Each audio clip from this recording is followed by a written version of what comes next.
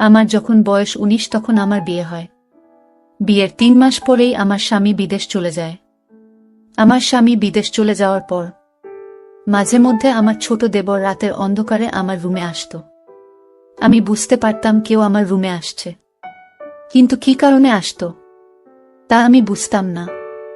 আমি ভয়ে নাকে মুখে খেতা দিয়ে শুয়ে থাকতাম, কিন্তু মাঝে মধ্যে ঘুমের ঘরে সে আমার সাথে অন্যরকম আচরণ করার চেষ্টা করত। ঠিক তখনই আমার ঘুম ভেঙে যেত আর সে দৌড়ে পালিয়ে যেত। একদিন রাত্রে আমি ঘুমের ওষুধ খেয়ে ঘুমিয়েছিলাম, কিন্তু ওই দিন আমার ছোট দেবর আমার সাথে যা করলো তা শুনলে বন্ধুরা তোমরা অবাক হয়ে যাবে। তাহলে চলুন বন্ধুরা গল্পটি শুরু করি। তবে গল্পটি শুরু করার পূর্বে তোমাদের নিকট আমার বিশেষ অনুরোধ, তোমরা অবশ্যই আমার চ্যানেলটি সাবস্ক্রাইব করে আমাকে সাপোর্ট করবা। হ্যালো বন্ধুরা, আমি দীপিকা পাল। আমার গ্রামের বাড়ি মুন্সিগঞ্জ। আমার এক ভাই ৪ বোন। আমার পিতা একজন কৃষক। পরিবারের মধ্যেই আমি সবার বড়। মোটামুটি আমাদের ফ্যামিলিটা অনেক বড়। আমাদের ফ্যামিলির একমাত্র আয়ের উৎস ছিল আমার বাবা, কিন্তু বাবা কৃষিকাজ করে যে পরিমাণ টাকা ইনকাম করে তা দিয়ে আমাদের পরিবার, আমাদের সংসার চলতে খুব কষ্ট খাচ্ছিল। মোট কথা খুব অভাব অনটনের মধ্যেই আমাদের সংসার চলত। দেখতে দেখতে আমাদের ফ্যামিলিতে আমি বড় হয়ে গেলাম, প্রায় বিয়ের উপযোগী হয়ে গেলাম। আমার বয়স যখন ১৯ তখন আমার বাবা ঠিক করল আমাকে বিয়ে দিয়ে দিবে। বিয়ে দেওয়ার জন্য চতুর্দিকে পাত্র খুঁজতে শুরু করল। খুঁজতে খুঁজতে অবশেষে বাবা একজন প্রবাসী ছেলের সাথে আমাকে বিয়ে দিল। বিয়ের ৩ মাস পরেই আমার স্বামী বিদেশ চলে যায়। খুব একা হয়ে গেলাম আমি। সবকিছু থেকেও মনে হলো কি যেন একটার অভাব আমার। তবে তাকে অনেক মিস করতাম প্রতিদিন। মাঝে মধ্যে রাতে তার সাথে ভিডিও কলে কথা হয়, কিন্তু কথা হওয়ার পরেও মন তো আর মানে না, কারণ স্বামীর জায়গা তো আর অন্য কেউ পূরণ করতে পারবে না। আমার স্বামী আমার সাথে প্রায় দিনে রাতে অনেকক্ষণ কথা বলতো, কিন্তু কথা হলে কি হবে? আমার তো একটা কিছুর অভাব সব সময় থাকত, যার জন্য আমি সব সময় আমার স্বামীর জন্য পাগল হয়ে থাকতাম। প্রতিদিন রাতে আমার স্বামীর সাথে কথা বলতে বলতে আমি ঘুমিয়ে পড়তাম। বেশ কিছুদিন ধরে লক্ষ্য করলাম, আমি যখন রাতে ঘুমিয়ে পড়ি তখন কেউ আমার রুমে আসে এবং আমার সাথে অন্যরকম করার চেষ্টা করে, যার ফলে যখন আমি সজাগ হয়ে পড়তাম তখনই সে দৌড়ে পালিয়ে যেত। কিন্তু আমি কিছুই বুঝতে পারতাম না। আমি কোনো কিছু বুঝে ওঠার আগেই সে পালিয়ে যেত।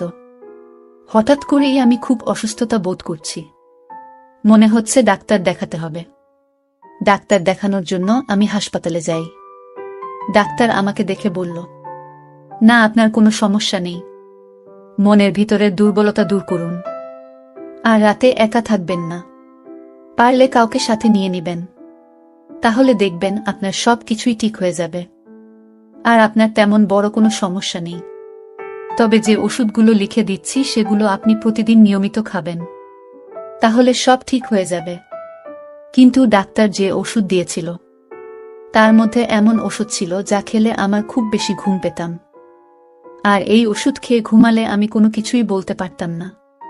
কিন্তু প্রতিদিন ঘুম থেকে উঠে দেখতাম আমি এলোমেলো হয়ে আছি।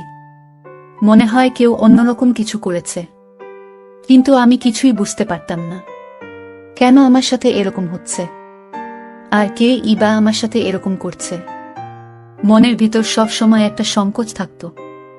১ সপ্তাহ যাবত আমি লক্ষ্য করে দেখলাম, প্রতিদিন ঘুম থেকে উঠার পর আমার সব অগোছালো থাকত। তখন আমি বুঝতে পারছি না আমি কি করব। মনে মনে ভাবতে লাগলাম, এখন কি করা যায়?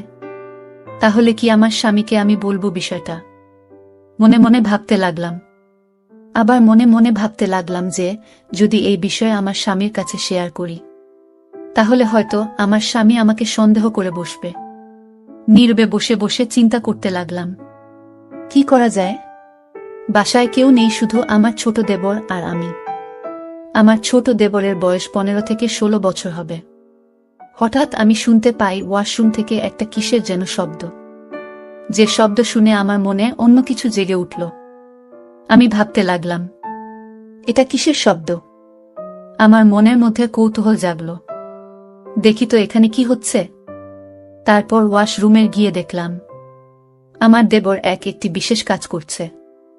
আমি দেবরের এই কাজ দেখে আমার মনে অনেক কিছুই ভাবনার উদয় হলো। কিছুক্ষণ পর আমি আমার দেবরকে ডেকে আমার পাশ আনলাম। দেবর আমাকে বলল, ভাবিজান আপনি আমাকে ডাকছেন? আমি বললাম হে। দেবর বলল, ভাবিজান আপনি আমাকে কেন ডাকছেন? আমি বললাম, ডাকার তো নিশ্চয় কোনো কারণ আছে। দেবরজি বলল, ভাবিজান তাহলে বলুন, আমি আপনাকে কিভাবে হেল্প করতে পারি? আমি বললাম, দেবরজি তুমি একটু রুমে যা করছিলে তা কিন্তু আমি দেখে ফেলেছি।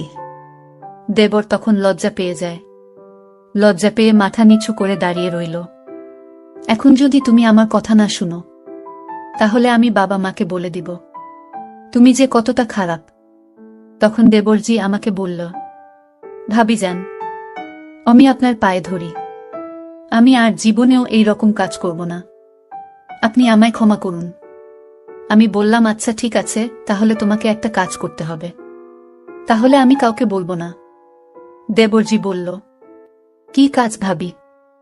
আমি বললাম, দেবরজি আমি গতকালকে ডাক্তার দেখাতে গিয়েছিলাম।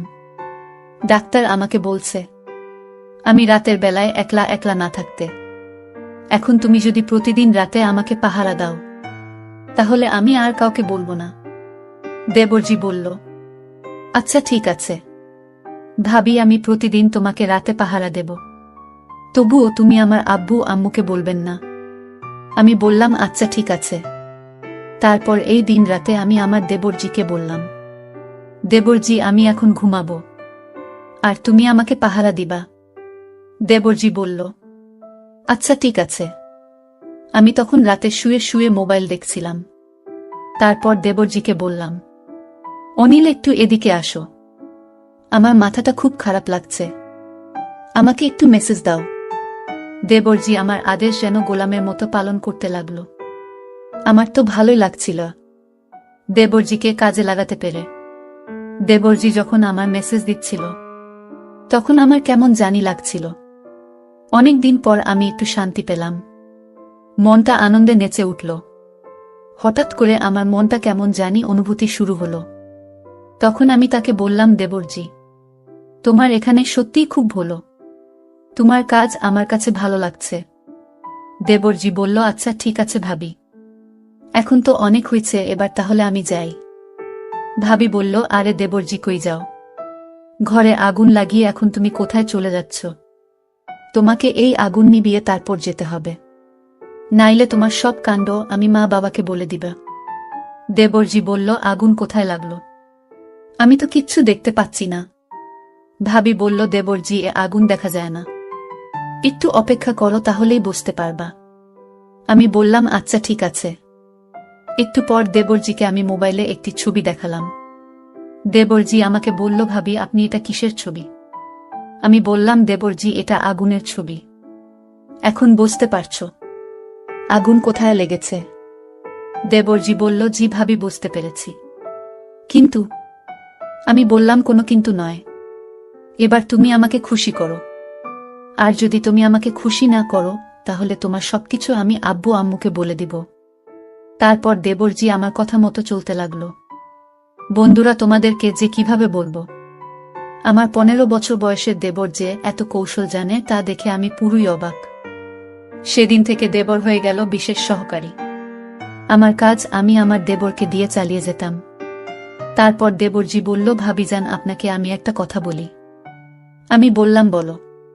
দেবরজি বলল, ভাবিজান আমি প্রতিদিন রাতে লুকিয়ে লুকিয়ে আপনার ঘরে আসতাম, কিন্তু আপনাকে বলার সাহস পেতাম না। অবশেষে আমার শিকার নিজেই এসে আমাকে ধরা দিল। সত্যি ভাবিজান তুমি খুব ভালো, তোমার কাছে অনেক কিছুই আছে। এই বলে দুজনেই হেসে ভেঙে পড়লাম। এরপর থেকে আমি আর আমার দেবর মিলে আমাদের সমস্ত কাজ চালিয়ে যেতাম। বন্ধুরা মানুষের খাবারের চাহিদার চেয়ে মনের চাহিদা অনেক বড়। মেয়েরা বেশি দিন একা একা থাকতে পারে না। তাই আমি বলবো, যারা তোমাদের বুকে রেখে প্রবাসে অথবা দূরে থাকো, নির্দিষ্ট একটা সময়ে তাদের যেভাবে পারো আয়ত্তে রাখার চেষ্টা করবা, নইলে দেবর অথবা অন্য কোনো নায়ক তোমাদের বুকে আসল জিনিসটাকে নিয়ে নৌকা বিলাস করবে। বন্ধুরা ভিডিওটি যদি ভালো লাগে তাহলে একটি লাইক দিন, আর তোমরা যদি এরকম ধরনের ইন্টারেস্টিং ভিডিও পেতে চাও তাহলে দয়া করে আমার চ্যানেলটি সাবস্ক্রাইব করো। পরিশেষে তোমাদের সুস্থতা কামনা করি। ভিডিওটি দেখার জন্য তোমাদের সকলকে অসংখ্য ধন্যবাদ।